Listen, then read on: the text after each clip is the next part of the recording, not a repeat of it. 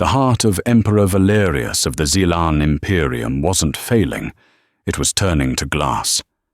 From his throne at the galactic core, his physicians' beings who could rewrite DNA as easily as one might write a sentence watched in helpless horror. His silicon-based heart, the very engine of his ancient life, was succumbing to silicate heart decay, a crystalline lattice of death spreading with every beat. His daughter Princess Lyra had scoured 100 star systems for a cure, her pride as sharp as the prow of her starship. Now her last desperate hope rested on a primitive backwater moon called Viridia, and a single dirt-caked human farmer named Jack Callahan, a man who tended to what her people would call weeds. The Stardust Drifter, Princess Lyra's personal vessel, sliced through the atmosphere of Viridia with a contemptuous grace. It was a needle of polished chrome and crystallized energy, an artifact of supreme technology, descending into a world of mud and chlorophyll. From her command throne, Lyra watched the view screen display the chaotic, untamed green of the planet. It was an affront to the Xylan philosophy of absolute order. Every park, every garden on their homeworld of Xylos was a masterpiece of genetic precision and Euclidean geometry. This was an explosion of uncontrolled life. "We have landed, Your Highness," the ship's calm, synthesized voice announced. "The subject, Jack Callahan, is approaching." Lyra stood her tall, slender form, encased in a form-fitting silver biosuit that shimmered with its own internal light. The Xylans were humanoid, but their skin had a faint, pearlescent luster, and their eyes, large and almond-shaped, were the color of liquid amethyst. Her movements were precise, economical, devoid of any wasted energy.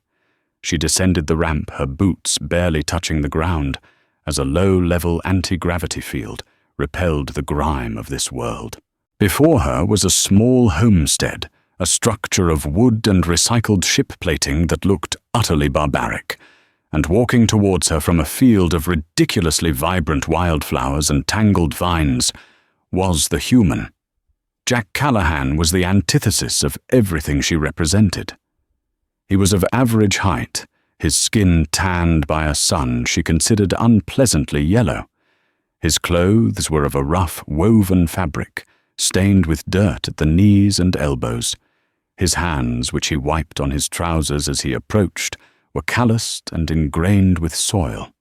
He had a few days' worth of stubble on his jaw, and his brown hair was unruly.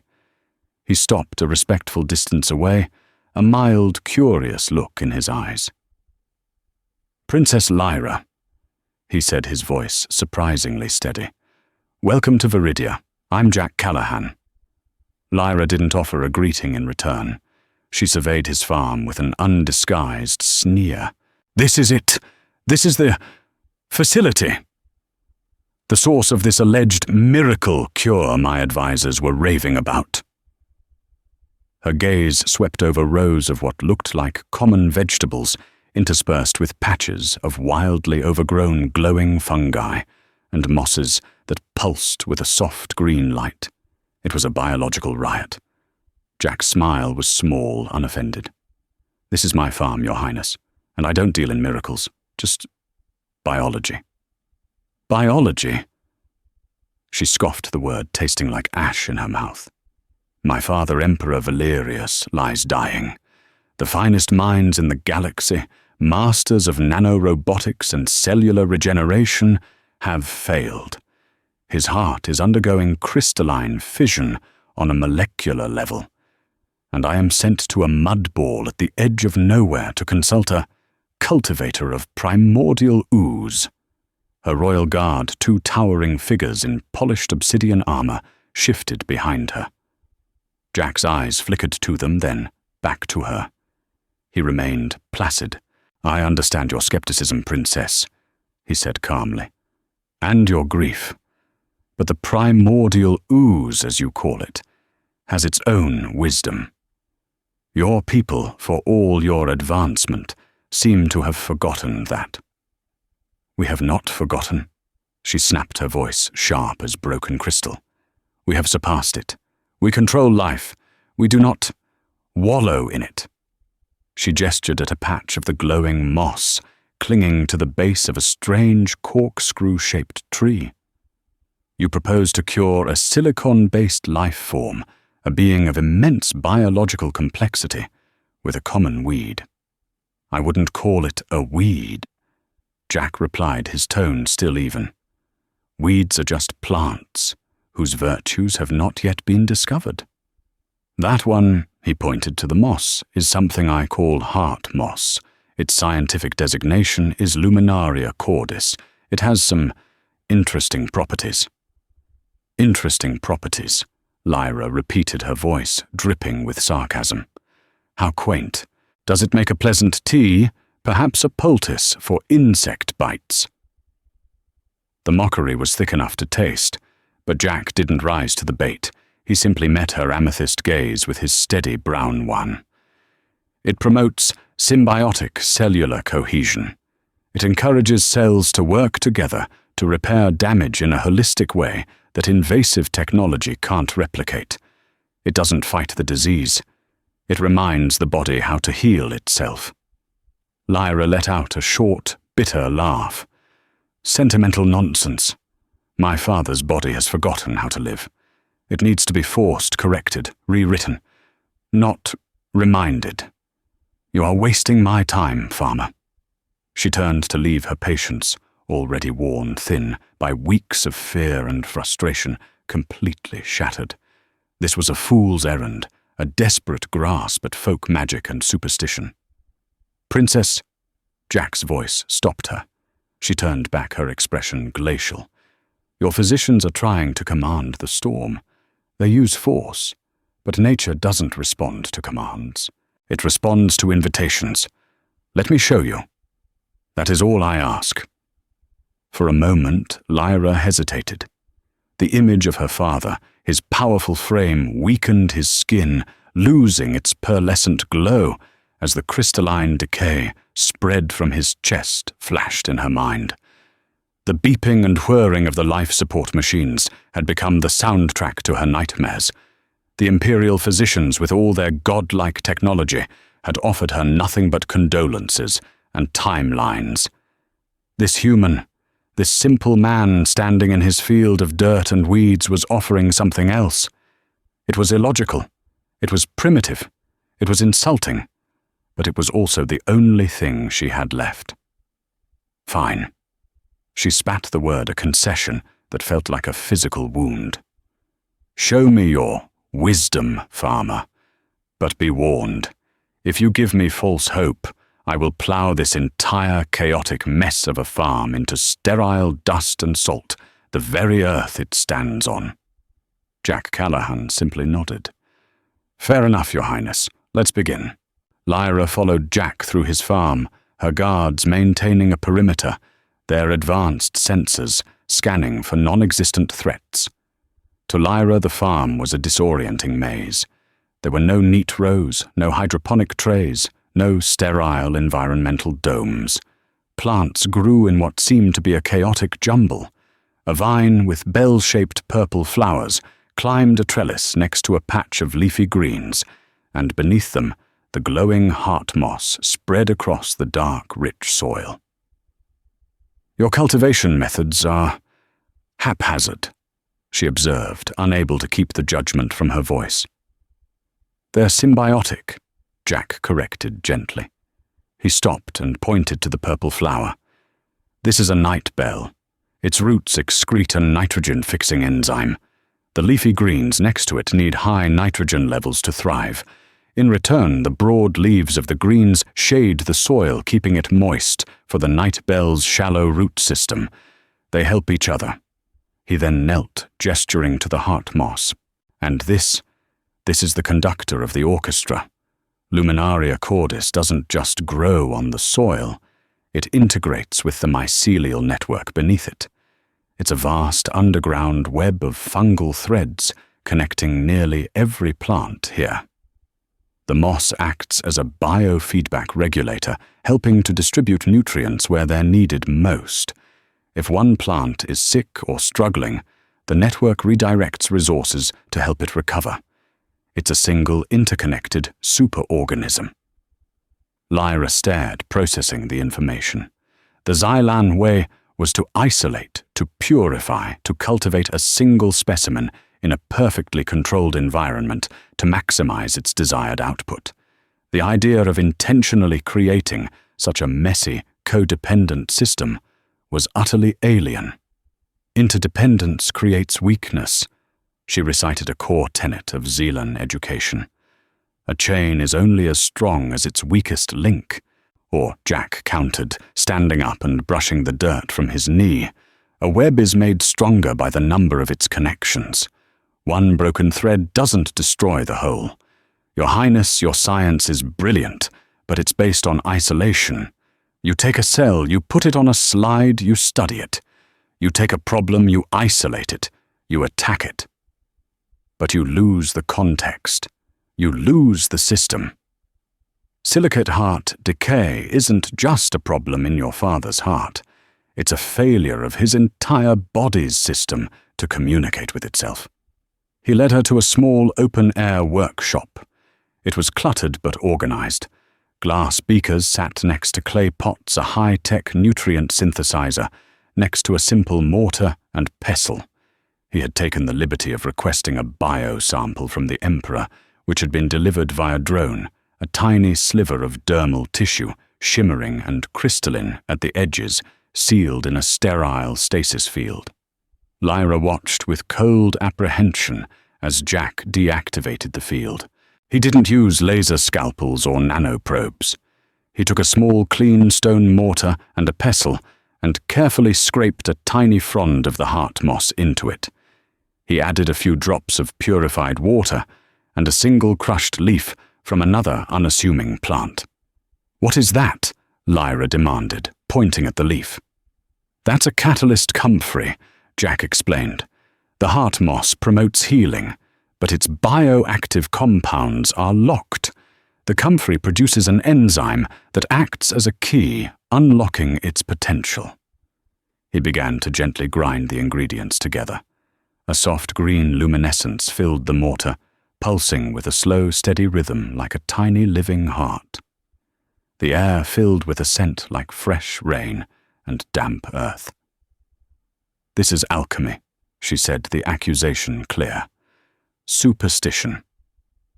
"Call it whatever you like," Jack said, not looking up from his work. "I call it xenobotany. Now for the delicate part." He took a microscopic particle of the Emperor's tissue sample and carefully introduced it into the glowing paste. He didn't put it under a scanner or analyze its energy signature. He just watched it. For several long, silent minutes, nothing happened. Lyra felt a bitter, "I told you so," rising in her throat. And then it began. The green glow of the paste seemed to intensify around the fleck of Xylan tissue. The light pulsed faster, and where the glowing mixture touched the crystalline edge of the sample, the microscopic lattice of the disease seemed to recede. It wasn't being destroyed or attacked. It was simply dissolving the healthy, pearlescent cells, reasserting their structure. The decay was reversing. Lyra gasped, her hand flying to her mouth. She stepped closer, her amethyst eyes wide with disbelief. On the diagnostic tablet, linked to the sample's stasis field, the data began to shift. The marker for crystalline fission was dropping, slowly, almost immeasurably, but it was dropping. "How?" She whispered the single word, a universe of shattered certainty. "It's not a chemical reaction in the way your scientists would understand it," Jack said softly, his eyes still fixed on the process. "It's more like a resonance. The heart moss mixture creates a harmonic biofrequency that reminds the Xylan cells of their optimal state. It's like a tuning fork for life. Your father's cells have forgotten their song. This just helps them remember it." For the first time since she had arrived, the icy mask of Princess Lyra cracked. The data on the tablet was undeniable. The visual evidence in the mortar was irrefutable. In this primitive hut, with mud on the floor, and a farmer using tools from a bygone age, she had witnessed what the most advanced medical facilities in the galaxy could not produce a flicker of hope. But as she stared at the tiny healing sample, a cold dread began to seep into her. If this simple weed held the key to saving her father, it was now the most valuable substance in the known universe. And that made the humble farmer who controlled it both her greatest asset and her most terrifying liability. Her mind raced, shifting from scorn to calculation. This could not be allowed to be common knowledge. The power this represented had to be controlled. It had to belong to the Imperium. It had to belong to her. News of the successful preliminary test traveled faster than light back to the Imperial flagship orbiting Xylos. It was transmitted not as a triumphant announcement, but as a coded, encrypted data burst for the Emperor's most trusted medical council. Yet in the gilded silent corridors of power, secrets had a way of seeping through the cracks. High Lord Kalen, a senior member of the Imperial Council, received the news not with relief, but with a surge of cold fury. Kalen was a Xylan of old blood, a purist who saw the Emperor's pragmatic dealings with other species as a sign of weakness. He was handsome, ambitious, and utterly ruthless. The Emperor's death would trigger a succession council, a council he had spent decades manipulating. He was poised to take the throne. The silicate heart decay had been a blessing from the cosmos. And now some backwater human with his mystical dirt was threatening to ruin everything. He stood before a holographic star chart in his private chambers, his pearlescent skin looking grey in the artificial light. A human.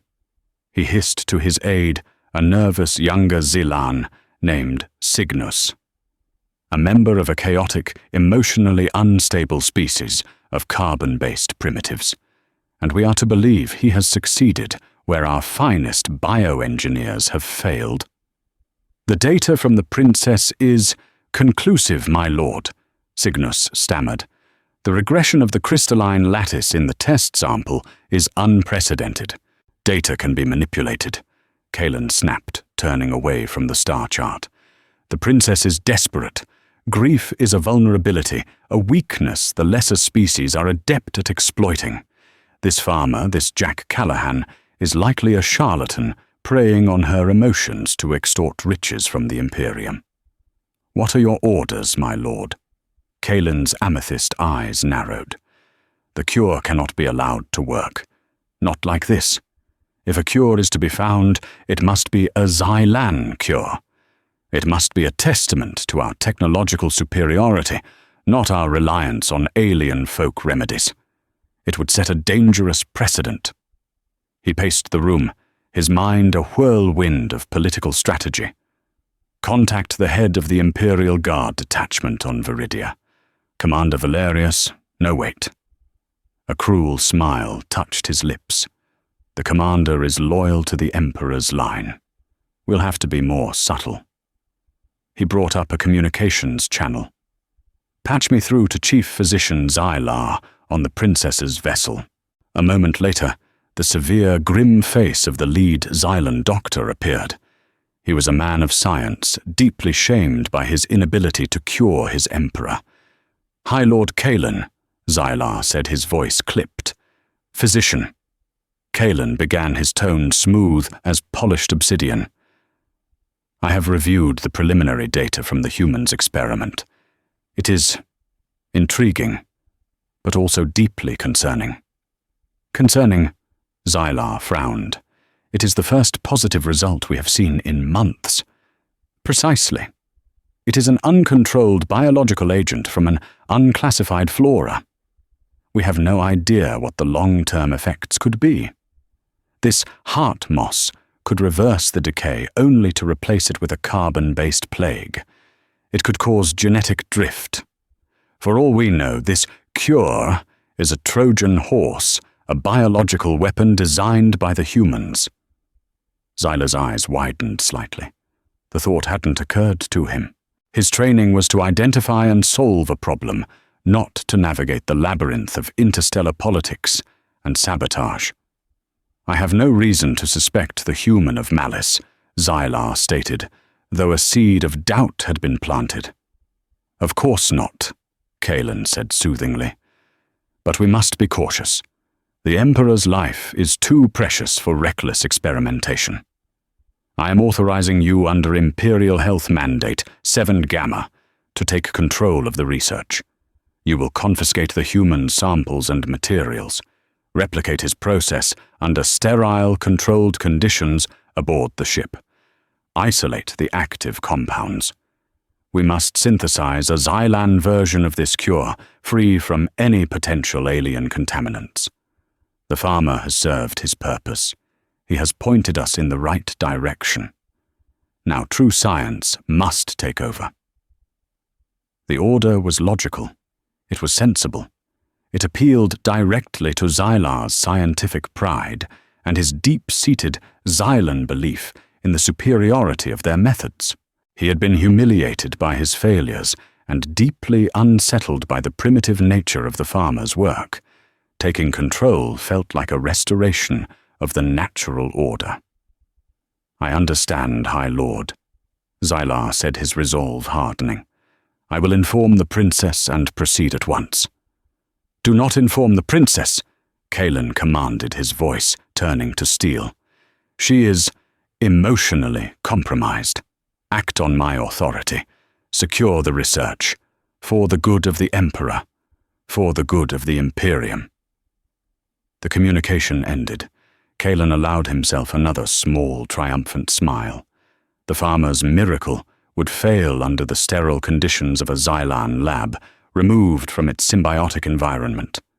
Chief Physician Zyla would be the scapegoat for the failure, and the Emperor's death would proceed as planned.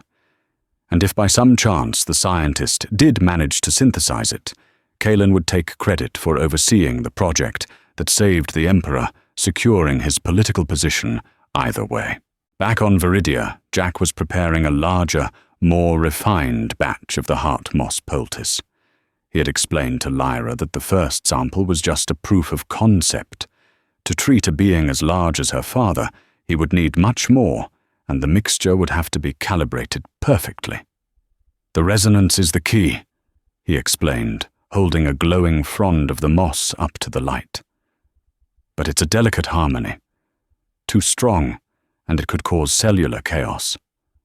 Too weak, and it won't overcome the crystalline decay. It needs to be attuned to your father's specific biosignature." Lyra watched him, her former contempt replaced by a wary, intense focus. "How do you attune it? You have no quantum sequencers, no harmonic synthesizers." "I listen," Jack said simply. He closed his eyes, holding the moss in his hand, his expression one of deep concentration. The moss, the fungus, the soil, they're all communicating. I just need to feel the rhythm. It was at that moment that the hiss of landing thrusters echoed across the farm. Lyra spun around to see a Xylan medical shuttle descending its landing struts, crushing a patch of Jack's night bells. The ramp lowered, and Chief Physician Zyla marched out, flanked by 2 guards in sterile white armor. "Princess," Zyla called out, his voice rigid. "By the authority of High Lord Kalen and the Imperial Health Council, I am here to secure the anomalous biological agents for proper scientific study." Lyra's blood ran cold. Kalen. Why was Kalen involved?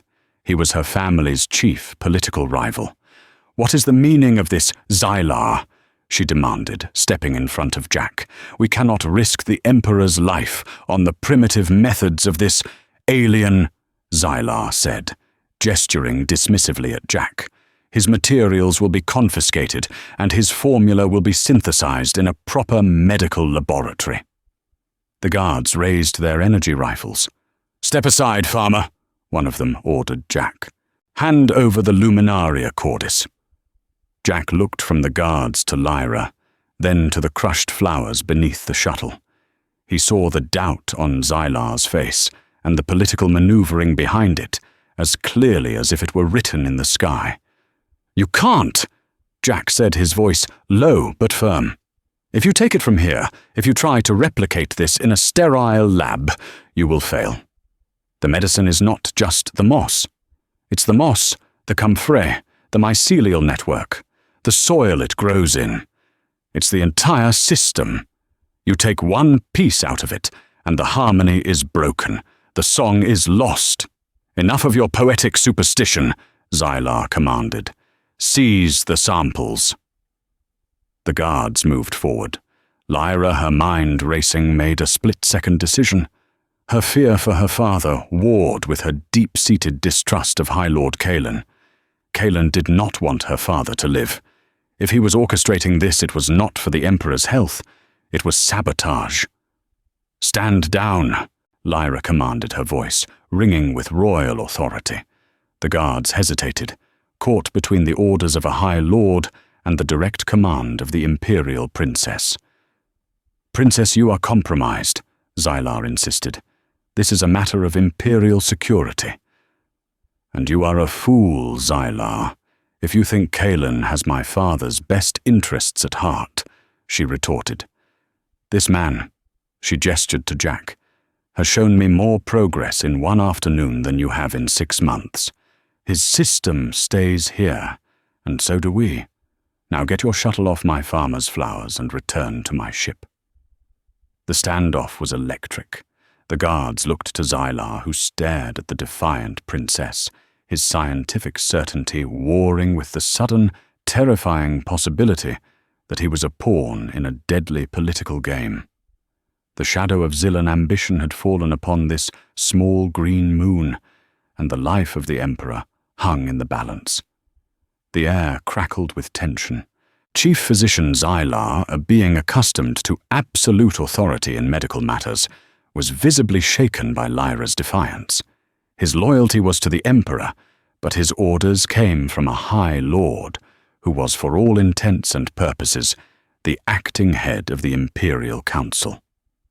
Princess Xylar pleaded, his voice losing some of its bluster. "High Lord Kalen's logic is sound. An uncontrolled biological agent. It poses an unknown risk. The greater risk is allowing Kalen to dictate my father's care from half a galaxy away." Lyra countered, her amethyst eyes flashing. "He wants this to fail. Can't you see that he sends you here to dismantle the one thing that has worked, cloaking his sabotage in the language of scientific prudence?" The truth of her words hit Xylar with the force of a physical blow. Kalen's motives, when viewed through the lens of political ambition rather than medical caution, became terrifyingly clear. He had been used. With a shaky hand, Xylar gestured for his guards to lower their weapons. "My apologies, Your Highness. My concern for the Emperor's safety. It clouded my judgment." He turned to Jack, his expression a mixture of shame and newfound respect. "My apologies to you as well, Farmer Callahan. I have much to learn." Jack simply nodded. "We're all on the same side here, Doctor. We all want to see the Emperor healed." As the medical shuttle departed, leaving a scorch mark and the crushed remains of the night bells behind the gravity of their situation settled in, they had defied a High Lord. Kalen would not take this lightly. Their time was running out. Over the next cycle they worked tirelessly. Jack guided Lyra and a now humbled Xylar through the intricate process. He showed them how to harvest the heart moss only during twilight when its bioluminescence was at its peak. He taught them how the catalyst comfrey leaves had to be aged for precisely 3 days to maximize their enzymatic potency. Xylar, using a portable tricorder, scanned and analyzed everything, his initial skepticism morphing into profound awe.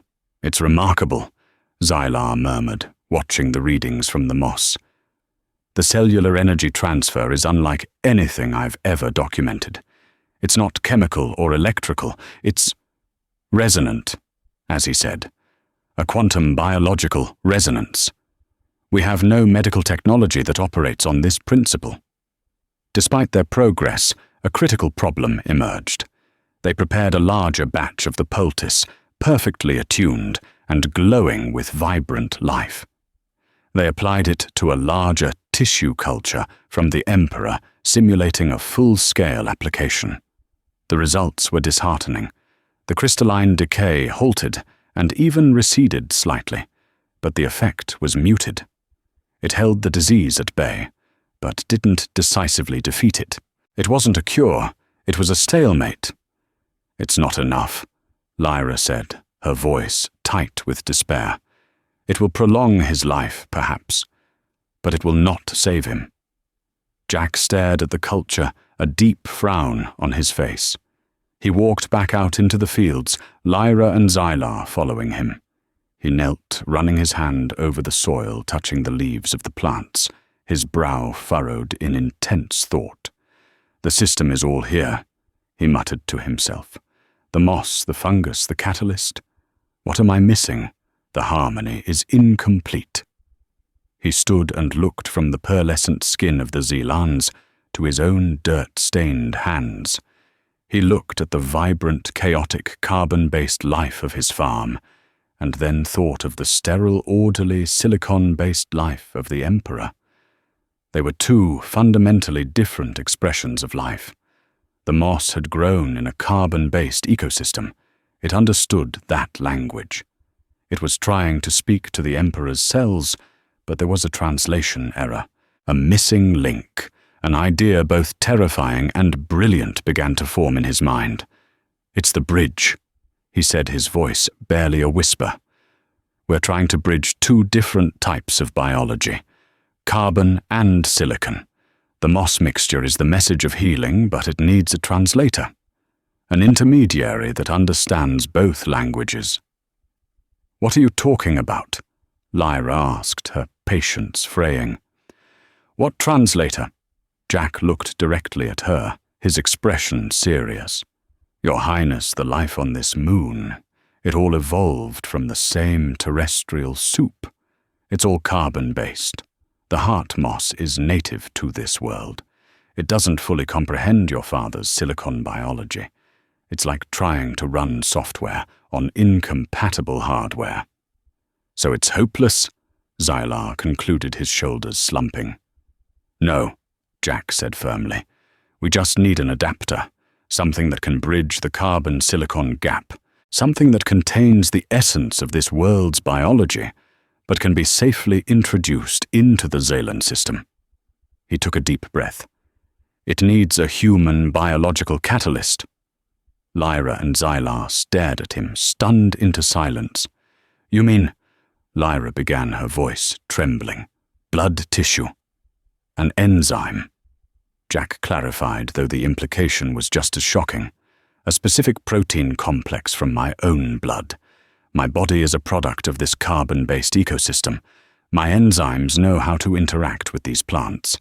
If we can isolate the correct one and introduce it into the poultice, it might act as the key, allowing the heart moss's resonant energy to be fully and safely absorbed by your father's silicon cells." The silence that followed was heavier than any planet's gravity.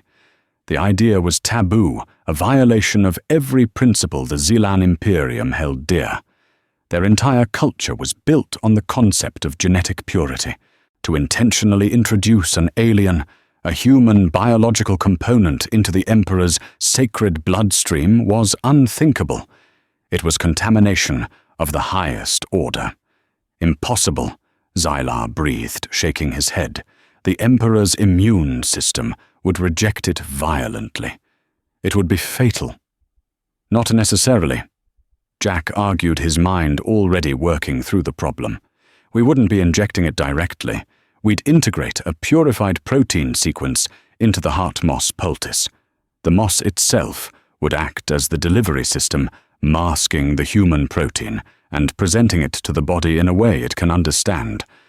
The resonance would harmonize the foreign element, making it acceptable to his cells. Lyra felt dizzy. Her entire life she had been taught that humans were a lesser species, biologically fragile, emotionally chaotic, impure. Now this man was proposing that the key to saving her father, the emperor of a galaxy-spanning imperium, was a literal piece of himself. She looked at Jack Callahan, at his calm, determined face, at his hands which could coax life from the soil. He was asking for an act of ultimate trust, a leap of faith that went against millennia of Xylan doctrine. And he was asking it of her, the Emperor's daughter, the guardian of his lineage. To refuse was to condemn her father to a slow, crystalline death. To accept was to shatter the very foundations of her identity and her culture. She saw Kaelin's smug face in her mind, already measuring the drapes for the throne room. Her pride, her heritage, her entire worldview was at war with the love she bore for her father. "Do it," she said, her voice low but unwavering. "Xyla, you will assist him. Isolate the protein he speaks of. Use my vessel's medical lab. But all work will be done here, on this farm, under Farmer Callahan's supervision." Xyla looked at her, his mouth agape. "Your Highness, the censors, the doctrine." "Doctrine will not save my father's heart from turning to glass," Lyra said, her gaze locking with Jack's. "Trust will. We will build this bridge between our worlds, or we will die trying." The decision sent a shockwave through the small Xylan contingent. Under Lyra's command, they transformed a section of Jack's largest barn into a makeshift high-tech laboratory. An air of forbidden science hung over the proceedings. Xyla, using the advanced equipment from the shuttle, worked with a feverish intensity, guiding a nanoprobe into a blood sample willingly given by Jack. He was searching for a specific protein, a bioresonant enzyme that Jack had theorized would act as the perfect bridge. Lyra found herself in an unfamiliar role, a student. Jack taught her to see the farm not as a collection of plants, but as a living tapestry. He showed her how the position of Viridia's small moon affected the potency of certain pollens, how the morning dew carried microbial life that was essential for soil health. She began to understand that his wisdom was not mysticism, but a form of science far more complex and holistic than her own. She learned the names of the plants, the feel of the soil, the rhythm of life in the garden. She even found herself weeding a patch of carrots, the raw terrestrial act, feeling both alien and strangely centering. Meanwhile, in orbit, High Lord Kaelin was seething. His gambit with Chief Physician Xyla had failed, and the princess had effectively cut off all but the most essential communications. She was hiding something. Kaelin was a master of information, and the lack of it was maddening. He decided a more direct approach was necessary. He couldn't openly attack the princess, but he could create a crisis that would force her hand. He opened a secure channel to a cohort of the Xylan Biosecurity Force, fanatical purists, tasked with eliminating alien contagions. He fed them a carefully edited report highlighting the use of an uncontrolled, unclassified alien flora and the unauthorized mingling of alien biological materials with imperial medical procedures. He painted a picture of a desperate princess, led astray by a manipulative human, potentially unleashing a plague that could threaten the entire Imperium. "Your mandate is clear, Commander Zor," Kaelin said to the grim-faced officer in charge. "The moon Viridia is under a Level 1 biocontamination threat. You are to land establish a sterile perimeter around the contamination source and purge it with extreme prejudice. The princess is to be taken into protective custody for decontamination. The human subject is expendable." "It will be done, my lord," Commander Zor replied, his eyes burning with righteous fervor. The first sign of trouble was a tremor in the ground. Jack, who was out checking the moisture levels near his irrigation pond, felt it first. He looked up. 3 sharp black vessels were descending through the clouds. They weren't graceful like Lyra's ship. They were angular, aggressive, the warships of the biosecurity force. "Lyra!" he shouted, running back towards the homestead. "We've got company!" Alarms blared on the Zilan shuttle. Lyra and Xylar rushed out of the barn. "The biosecurity force!" Lyra gasped, her face pale. "Kalen sent them. He's declared a quarantine." "A quarantine," Xylar stammered. "They won't just quarantine. Their mandate is purification. They will sterilize this entire area, including us." The ships landed in a triangle surrounding the farm. Ramps slammed down, and dozens of Xylan soldiers in heavy black environmental armor marched out, carrying wide-barreled purification projectors, weapons designed to atomize all organic matter. "Jack, what do we do?" Lyra asked the regal princess, suddenly looking like a frightened young woman. Jack's face was grim. "They're here to burn the garden. We can't let them." He looked around his farmer's eyes, seeing not threats, but resources. "Xylar, how long until you finish synthesizing the catalyst?" "At least 2 more hours," the physician replied, frantic. "The protein chain is incredibly complex." "Then we buy 2 hours," Jack said. He looked at Lyra's 2 royal guards who had taken up defensive positions, their sleek energy rifles looking hopelessly inadequate against an army. "Get the princess and the doctor inside the barn. Lock it down. Seal the lab. Protect the cure." "What are you going to do?" Lyra demanded. "I'm a farmer," Jack said with a thin smile. "I know how to deal with pests." As Lyra and Xylar were hurried into the barn, Jack ran to his irrigation controls. The biosecurity forces were advancing in a slow, methodical line, their helmeted faces impassive. "This is Commander Zor of the Xylan Biosecurity Force." A voice boomed from their comms, amplified for all to hear. "By order of the Imperial Council, this area is condemned. All organic life will be purged. Surrender the princess, and you will be spared." Jack ignored him. He cranked a heavy valve. The sprinklers across his fields, normally used for watering, erupted. But this wasn't just water. It was a thick, nutrient-rich slurry mixed with the pollen of a specific tenacious plant he called grab grass. The black-armored soldiers faltered as the thick, sticky liquid rained down on them. It wasn't harmful, but it was clinging and obstructive. Then Jack activated the second stage. He flipped a switch that sent a mild electrical current through the underground irrigation pipes, a technique he sometimes used to stimulate root growth. The effect was instantaneous and astonishing. The grabgrass seeds, hyperstimulated by the nutrient slurry, and the electrical charge germinated with explosive speed. Thick, tough vines erupted from the ground, wrapping around the soldiers' legs and armor joints. The soldiers stumbled and fell entangled by the unnaturally aggressive flora. From the barn, Lyra watched on a monitor, her mouth agape. He's weaponized his farm. Commander Zor, watching his frontline troops get tripped up by grass, roared in frustration. "Incinerate it! Burn the field!" Several soldiers raised their purification projectors. Streams of white-hot energy shot out, turning the entangled plants to ash. But Jack was ready. He'd opened the sluices from a nearby pond, flooding the fields. The energy beams hissed into the mud, and water their effectiveness drastically reduced. Jack then moved to his next line of defense. He had several large compost heaps full of thermophilic bacteria that generated immense heat. Using a remote detonator, he ruptured the containers.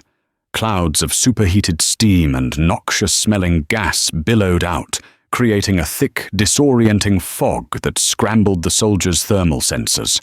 He is using their own sterility against them. Xylar realized watching the chaos unfold.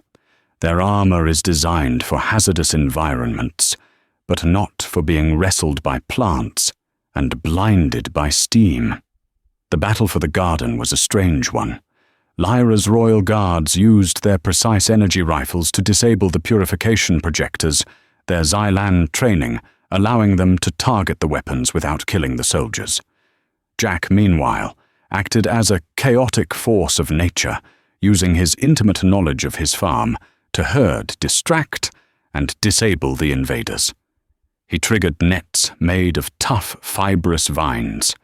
He released swarms of harmless but incredibly large and noisy insects he bred for pollination. He turned his farm, his place of peace and life, into a brilliant, non-lethal battlefield, but he couldn't hold them off forever. Commander Zor was furious. He ordered his troops to bypass the fields and advance directly on the barn. A squad broke through the chaos and was charging the main door. "They're coming!" Lyra yelled. Jack, seeing them from his position, knew he couldn't get back in time. He saw a row of large, bulbous pods growing on a thick vine near the barn, his thunder gourds. They were a peculiar plant that stored static electricity from the atmosphere, discharging it harmlessly into the soil during storms. He'd always considered them a novelty. He aimed a small handheld laser tool, normally used for burning weeds, at the largest pod near the advancing squad. The laser pierced the gourd's thick skin. All the stored electrical energy discharged in a single explosive burst. It wasn't a lethal blast, but it was a blinding flash of light and a deafening crack of thunder, sending the armored soldiers flying backwards, their suits' electronics fried and shorted out. Inside the barn, the lights flickered from the discharge. "It's done," Xylar announced, holding up a small vial filled with a faintly shimmering golden liquid. "The human Xylan enzyme catalyst. It's synthesized. It's ready." Lyra took the vial, her hand steady. Outside, the battle was still raging, but Jack had bought them the time they needed. She looked from the vial to the monitor, showing the lone human standing against an army to protect her and her father's only hope. He wasn't just a farmer. He was a guardian, and his garden was a fortress. With the catalyst synthesized, the endgame had begun. Lyra knew they couldn't stay in the barn. Commander Zor, infuriated and embarrassed, was regrouping his forces for a full-scale assault. He would level the entire homestead if he had to. "We have to get to my ship," Lyra said, her voice resolute. "The full medical suite is there. It's the only place we can safely administer the cure." "How?" Xylar asked, gesturing to the monitor. "We are surrounded." Jack stumbled back into the barn, covered in mud and smelling of compost. "The southwestern field," he said, breathing heavily. "The crops are tall there. It will provide cover almost all the way to the Stardust Drifter. But we have to go now." Lyra's 2 royal guards flanked her rifles ready. She held the precious vial containing the catalyst. Jack grabbed the container of the glowing heart moss poultice. With Xylar in tow, they slipped out a back exit and into the chaos. The air was thick with smoke steam and the buzz of angry insects. Shouts and the crackle of energy weapons echoed around them. Jack led them on a winding path through rows of what looked like giant stalks of corn, their broad leaves providing a dense canopy of cover. He moved with a quiet confidence, his connection to this land absolute. They were halfway to the ship when a biosecurity patrol spotted them. A bolt of energy sizzled past Lyra's head, incinerating a stalk next to her. "Go!" Jack yelled, shoving her forward. He turned back and, with a swift, practiced motion, used a scythe from his tool belt to chop down several of the massive stalks, creating a temporary barricade. The move was so unexpected, so completely agricultural, that the soldiers paused for a crucial second. Lyra's guards laid down covering fire as the group sprinted the final 100 meters. The ramp of the Stardust Drifter was already lowering its automated defenses, recognizing the princess's approach. They scrambled aboard just as another volley of fire impacted the ship's gleaming hull, leaving a blackened scorch mark. The ramp sealed behind them, shutting out the sounds of the siege. They were safe for now. "To the medical bay," Lyra commanded, not wasting a moment. They laid out the materials on a sterile, glowing white table. The contrast between Jack's earthy poultice and the hyper-advanced medical bay was stark. The vial, Xylar said, his hands moving with practiced speed over the control panels. "We need to integrate the catalyst into the heart moss mixture at the molecular level." A small drone with delicate manipulator arms took the golden liquid from Lyra and, with microscopic precision, began to infuse it into the green glowing paste. On the main view screen, a complex holographic model showed the two substances bonding. The human protein acted like a skeleton, creating a framework within the moss's energy field. The poultice began to glow even brighter, its soft green light now shot through with pulsing golden veins. The rhythmic pulse it emitted grew stronger, steadier. "It's harmonizing," Xylar breathed in awe. "The biofrequencies are perfectly in sync. It's ready." They raced to the Emperor's private chambers, a large, serene room dominated by the stasis pod where Valerius lay.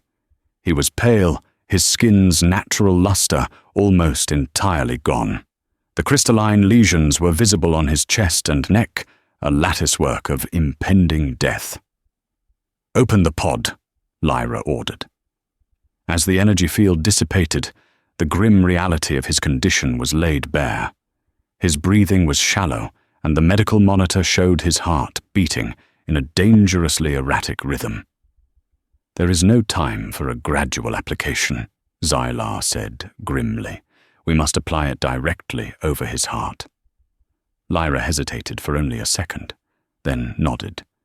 She, the princess of the Imperium, scooped up a handful of the glowing, earthy mixture. It was warm, vibrant, thrumming with a life that was both alien and now strangely part human. She gently spread the poultice over her father's chest. At first, nothing happened. The monitor continued its dreadful, erratic beeping. Commander Zor's voice echoed over the ship's external comms, demanding their surrender. Kaelin's victory seemed imminent. Then the Emperor's skin, where the poultice lay, began to glow.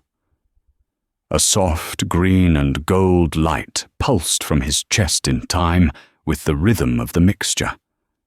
The light spread, sinking into his body, following the pathways of his circulatory system.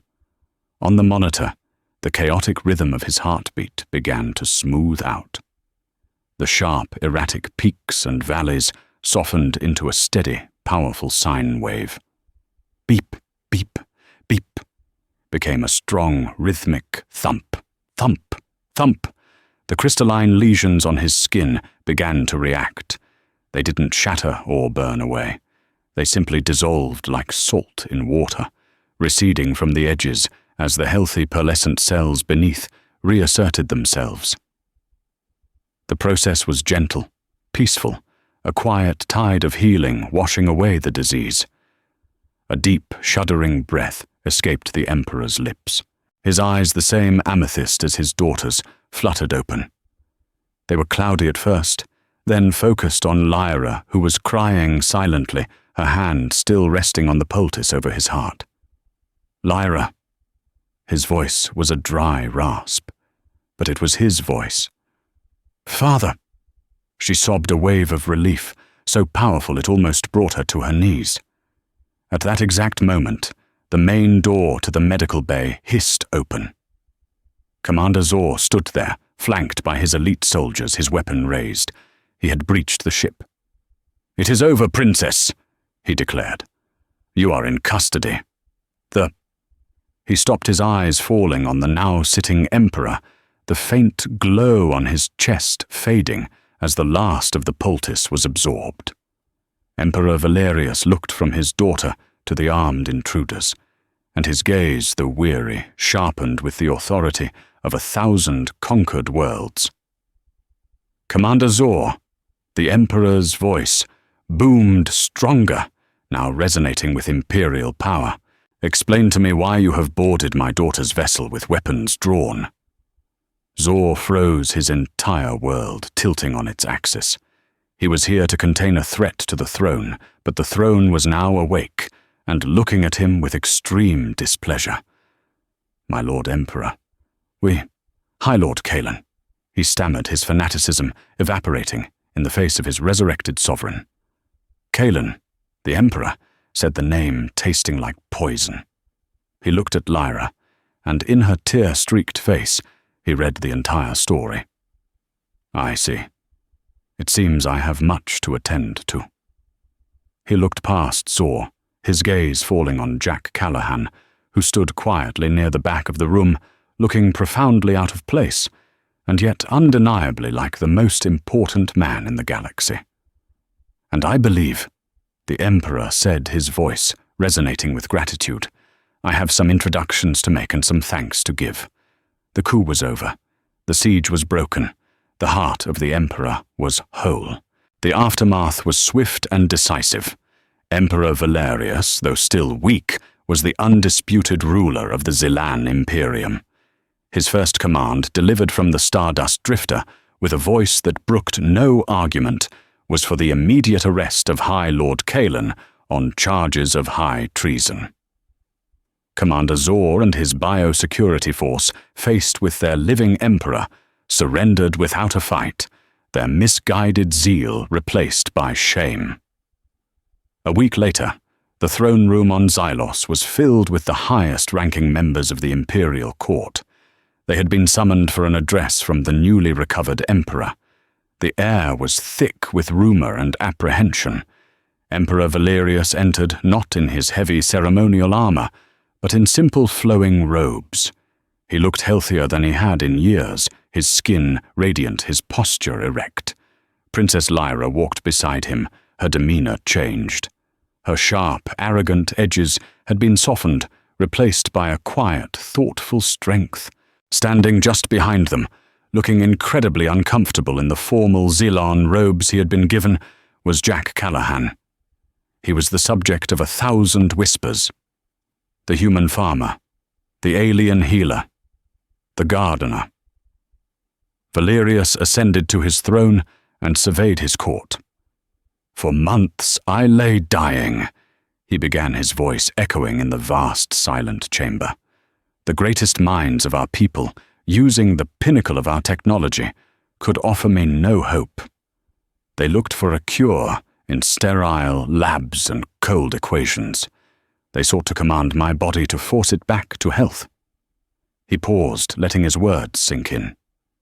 They failed, because they and all of us had forgotten a fundamental truth, a truth our ancestors understood before we encased our world in chrome and crystal. We forgot that life is not a machine to be repaired, but a system to be nurtured. His gaze swept the room, landing on the assembled scientists and physicians who lowered their heads in shame. The cure did not come from our labs. It came from the soil of a moon we considered a backwater. It came from a plant we would have dismissed as a weed.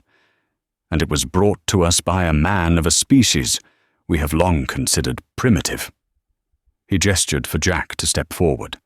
Jack did so, looking small and utterly human in the cavernous alien hall. "This is Jack Callahan, a farmer from the human colony of Viridia," the Emperor announced. He did not use nanoprobes or genetic resequencers. He used wisdom.